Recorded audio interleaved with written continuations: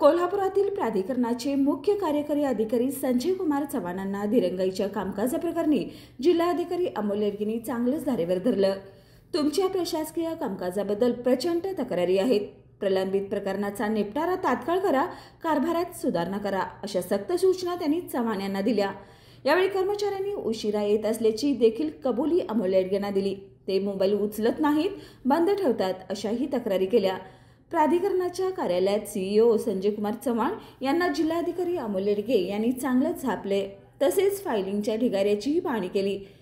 जिल्हाधिकारी येडगे यांनी रोज सकाळी 9:45 कार्यालयात यावे, वेळेचे काटेकोरपणे पालन होण्यासाठी बायोमेट्रिक बसवावं असं स्पष्ट केले. याची दखल घेऊन जिल्हाधिकारी येडगे यांनी प्राधिकरणाच्या कार्यालयास भेट दिली, तर कसबा बावड्यातील मध्यवर्ती प्रशासकीय इमारतीतील विभागाची पाहणी केली. सर्व विभाग प्रमुखांना ही परिस्थिती सुधारण्यासाठी समिती स्थापन करण्याच्या सूचना दिल्यात.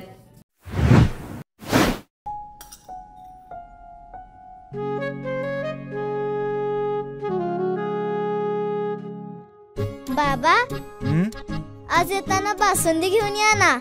अगं, कालच आपण आईचा वाढदिवस होता म्हणून आणली होती ना.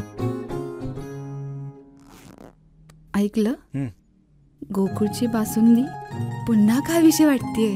खरं सांगू, मलाही खावीशी वाटतेय. पुन्हा पुन्हा खावीशी वाटणारी गोकुळ बासुंदी.